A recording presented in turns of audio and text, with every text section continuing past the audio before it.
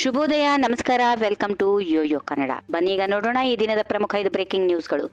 ರಾಜ್ಯ ಕಾಂಗ್ರೆಸ್ ಸರ್ಕಾರದ ಮಹತ್ವದ ಗೃಹಲಕ್ಷ್ಮಿ ಯೋಜನೆಯ ಫಲಾನುಭವಿಗಳಿಗೆ ರಾಜ್ಯ ಸರ್ಕಾರವು ಸಿಹಿ ಸುದ್ದಿ ನೀಡಿದ್ದು, ನಾಳೆ ಅಥವಾ ನಾಡಿದ್ದು ಗೃಹಲಕ್ಷ್ಮಿ ಯೋಜನೆಯ 12 ಮತ್ತು 13ನೇ ಕಂತಿನ ಹಣ ಬಿಡುಗಡೆಯಾಗುವ ಸಾಧ್ಯತೆಗಳಿವೆ. ತಾಂತ್ರಿಕ ಸಮಸ್ಯೆಯ ಹಿನ್ನೆಲೆಯಲ್ಲಿ ಗೃಹಲಕ್ಷ್ಮಿ ಹಣ ಬಿಡುಗಡೆ ಆಗಿಲ್ಲ ಎಂದು ಇಲಾಖೆ ತಿಳಿಸಿದ್ದು, ಸದ್ಯ ತಾಂತ್ರಿಕ ಸಮಸ್ಯೆ ಪರಿಹರಿಸಲಾಗಿದ್ದು, ನಾಳೆ ಅಥವಾ ನಾಡಿದ್ದು ಗೃಹಲಕ್ಷ್ಮಿ ಹಣ ಖಾತೆಗೆ ಜಮಾ ಆಗುವ ಸಾಧ್ಯತೆಗಳಿವೆ. ಈ ಬಗ್ಗೆ ಮಾಹಿತಿ ನೀಡಿರುವ ಸಚಿವೆ ಲಕ್ಷ್ಮೀ ಹೆಬ್ಬಾಳ್ಕರ್, ಎಲ್ಲಾ ಜಿಲ್ಲೆಗಳಿಗೆ 11ನೇ ಕಂತು ಹಣ ಬಿಡುಗಡೆಯಾಗಿದ್ದು, 4-5 ದಿನಗಳಲ್ಲಿ 12ನೇ ಹಾಗೂ 13ನೇ ಕಂತಿನ ಹಣ ಬಿಡುಗಡೆ ಮಾಡಲಾಗುತ್ತಿದೆ ಎಂದು ಹೇಳಿದರು.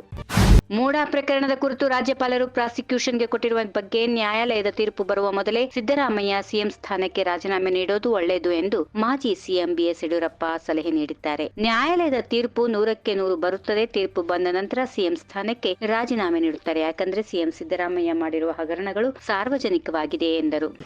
5 ವರ್ಷವೂ ಸಿದ್ದರಾಮಯ್ಯ ಅವರೇ ಮುಖ್ಯಮಂತ್ರಿ ಆಗಿರುತ್ತಾರೆ ಹೀಗೆಂದು ಎಐಸಿಸಿ ಅಧ್ಯಕ್ಷರು ಸೇರಿದಂತೆ ದೆಹಲಿ ಹೈಕಮಾಂಡ್ ಸ್ಪಷ್ಟ ಸಂದೇಶ ರವಾನಿಸಿದೆ. ಉಪಮುಖ್ಯಮಂತ್ರಿ ಡಿಕೆ ಶಿವಕುಮಾರ್, ಶಾಸಕರು ಕೂಡ ಇದನ್ನೇ ಹೇಳಿದ್ದಾರೆ. ಹೀಗಾಗಿ ಸಿದ್ದರಾಮಯ್ಯ ಅವರೇ 5 ವರ್ಷವೂ ಮುಖ್ಯಮಂತ್ರಿ ಎಂದು ಸಂಸದ ಡಿಕೆ ಸುರೇಶ್ ಹೇಳಿದ್ದಾರೆ. ಬಿಜೆಪಿ, ಜೆಡಿಎಸ್ ಅವರು ಕೂಡ ಮುಖ್ಯಮಂತ್ರಿ ಹುದ್ದೆ ಆಕಾಂಕ್ಷೆ ವ್ಯಕ್ತಪಡಿಸಿದ್ದಾರೆ. ಮಾಧ್ಯಮಗಳಲ್ಲಿ ಸುದ್ದಿ ಸಿಗಬೇಕು ಎಂಬುದು ಬಿಟ್ಟು ಬೇರೇನೂ ಇಲ್ಲ ಎಂದು ಹೇಳಿದರು.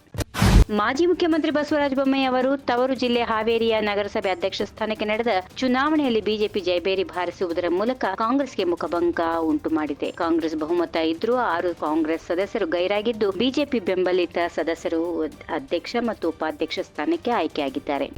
ಗ್ಯಾರಂಟಿ ಯೋಜನೆಗಳನ್ನು ಜಾರಿಗೊಳಿಸಿದ ರಾಜ್ಯಗಳ ಆರ್ಥಿಕ ಸ್ಥಿತಿಗತಿ ಏನಾಗಿದೆ ಎಂಬುದು ಎಲ್ಲರಿಗೂ ಗೊತ್ತಿರುವ ವಿಚಾರ. ಹೀಗೆಂದು ಜೆಡಿಎಸ್ ರಾಜ್ಯ ಮುಖಂಡ ನಿಖಿಲ್ ಕುಮಾರಸ್ವಾಮಿ ಕಾಂಗ್ರೆಸ್ ಸರ್ಕಾರದ ವಿರುದ್ಧ ಹರಿಹಾಯ್ದರು. ಗ್ಯಾರಂಟಿ ಯೋಜನೆಗಳನ್ನು ಜಾರಿಗೊಳಿಸಿದ ರಾಜ್ಯಗಳ ಆರ್ಥಿಕ ಸ್ಥಿತಿ ಸರಿಯಾಗಿಲ್ಲ ಎಂಬುದನ್ನು ಮಾಧ್ಯಮಗಳ ಮೂಲಕ ಗಮನಿಸಿದ್ದೇನೆ ಎಂದು ಹೇಳಿದರು. ಈ ವಿಡಿಯೋ ನಿಮಗೆ ಇಷ್ಟವಾದಲ್ಲಿ ಲೈಕ್ ಮಾಡಿ, ಶೇರ್ ಮಾಡಿ, ಸಬ್ಸ್ಕ್ರೈಬ್ ಮಾಡಿ.